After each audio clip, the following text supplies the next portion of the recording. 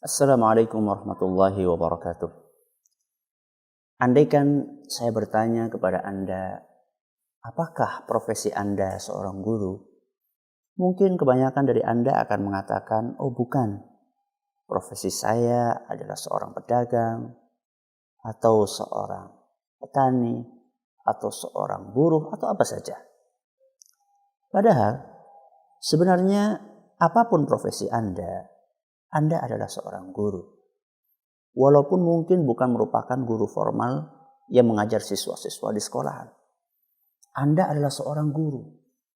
Guru buat siapa? Guru buat anak-anak Anda di rumah Anda. Kalau Anda tahu bahwasanya Anda adalah seorang guru, untuk menjadi seorang tenaga pengajar yang ideal, Anda harus memiliki sekian banyak sifat dan kriteria. Di antara sifat yang seharusnya dimiliki oleh seorang guru adalah sifat pemberani. Apa maksudnya Ustaz? Yang saya maksud dengan pemberani di sini adalah, jadilah Anda sebagai seorang yang berani untuk mengakui kesalahan, untuk mengakui kekeliruan, yang mana itu adalah merupakan suatu hal yang manusiawi. Sebagai seorang manusia, biasa, kadang dia salah, kadang dia keliru.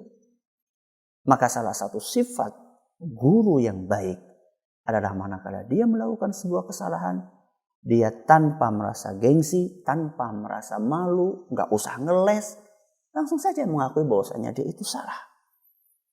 Sebab apa? Sebab hal ini manakala Anda berani untuk mengakui kesalahan Anda, maka insya Allah ini akan berdampak baik untuk diri Anda, untuk anak didik Anda, dan juga untuk akhirat Anda insya Allah.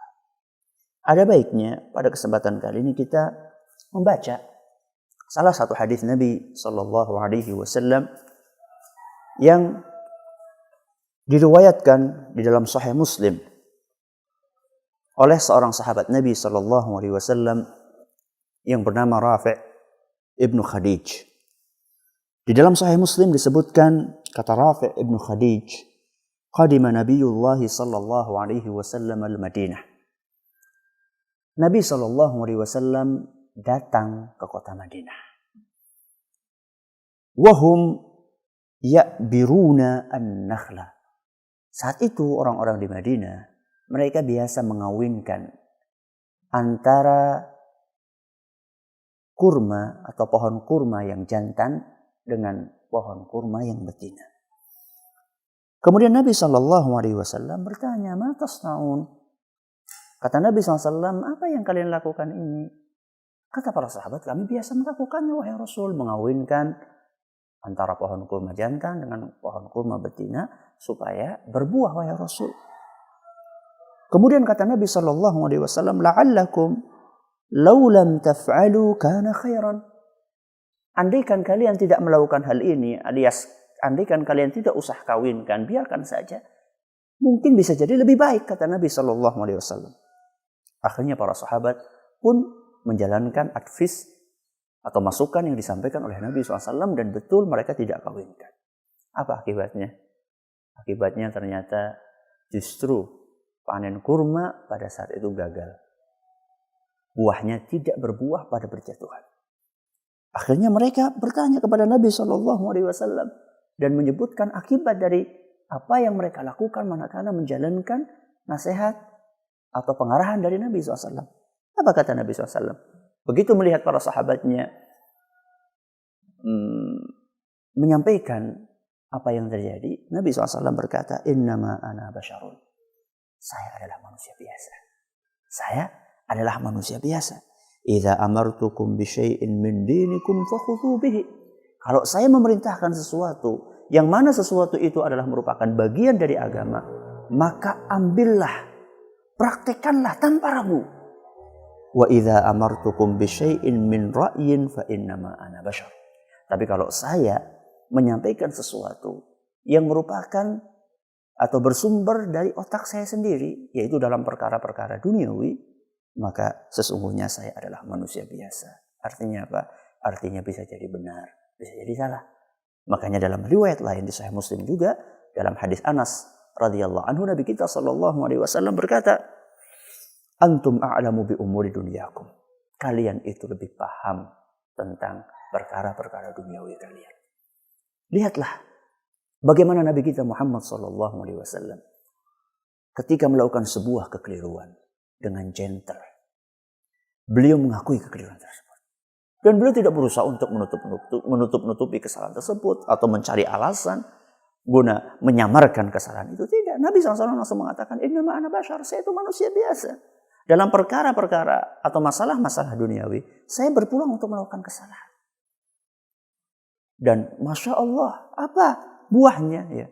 Buah dari sifat gentle ini, sifat berani mengakui kesalahan ini, tentu akan berbuah sangat baik untuk anak didik, untuk santri, kemudian juga untuk anak-anak kita. Apa buahnya? Buahnya anak-anak kita akan terdidik untuk mau mengakui kesalahan. Sehingga manakala kita mengakui atau anak-anak kita mengakui kesalahan, dia akan mudah untuk diatur. Manakala dia salah, kemudian kita tegur, dia akan mengakui kesalahannya. Beda seandainya kita didik anak kita seperti kita. Ya ini malu untuk mengakui sebuah kesalahan. Niscaya anak kita akan menjadi anak yang sulit diatur. Makanya ketika Nabi kita Shallallahu Alaihi Wasallam menjadi seorang guru besar yang luar biasa tadi, maka generasi yang dididik oleh beliau itu para sahabat Nabi Shallallahu Alaihi Wasallam pun meneladani Nabi SAW dalam hal itu. Terlalu banyak kisah tentang bagaimana keberanian para sahabat Nabi SAW. Sekali berUmar ibn Khattab radhiyallahu anhu, kemudian juga sekali berAli bin Abi Thalib radhiyallahu anhum. Bagaimana radhiyallahu anhu, bagaimana mereka mengakui kesalahannya manakala mereka melakukan sebuah kekeliruan. Maka Anda sebagai guru, suatu saat Anda melakukan kesalahan, maka ketika anak didik Anda menegur Anda atau mengkritik Anda, terimalah dengan hati yang lapang. Akuilah kesalahan tersebut. Sehingga anak Anda atau anak didik Anda pun akan meneladani Anda dalam hal itu. Sama. Ketika Anda menjadi guru non formal, yaitu sebagai orang tua di rumah Anda, mungkin suatu saat Anda khilaf. Anda mungkin makan sambil berdiri atau minum pakai tangan kiri. Kemudian anak Anda melihat hal tersebut dan menegur Anda. Maka saat itu bukan malah Anda merasa marah, gengsi, merasa malu. Tidak. Justru Anda katakan kepada anak Anda, "Terima kasih nak. Anda telah menegur saya. Dan insya Allah ke depannya saya tidak akan mulai hal tersebut." Sehingga kemudian anak Anda pun akan memiliki sifat yang sama. Dengan seperti itu, manakala Anda menjadi guru yang pemberani, maka Anda akan untung di dunia dan di akhirat. Di dunia, Anda insya Allah akan memiliki anak-anak yang mudah untuk diatur. Di akhirat nanti, Anda akan diselamatkan dengan izin Allah dari siksaan neraka. Karena salah satu calon penghuni neraka adalah orang-orang yang sombong.